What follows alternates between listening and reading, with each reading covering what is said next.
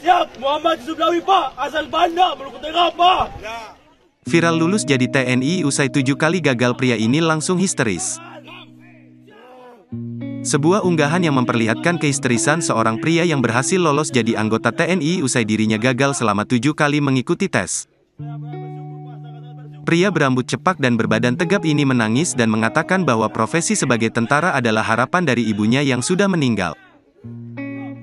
Video itu diunggah oleh akun TikTok @danton_wae dan memperlihatkan seorang pria yang histeris bahagia setelah berhasil lulus menjadi anggota TNI. Bukan tanpa alasan, kepuasan hati yang menggebu-gebu itu ia rasakan lantaran sudah menghabiskan 7 kali tes dan baru lulus. Perasaan bangga sekaligus puas yang diungkapkan oleh pria tersebut merupakan bentuk dari baktinya kepada orang tua. Siap, Muhammad Sublawi Pak, asal Banda, Maluku Tengah Pak.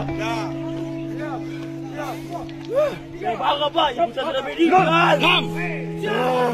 Ibu saya sudah medical Pak. Saya tentara Pak dan saya berhasil 7 kali Pak.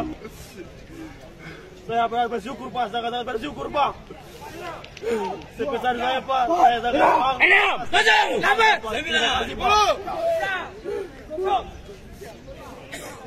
Terima kasih sudah nonton. Jangan lupa like, subscribe, dan share ya.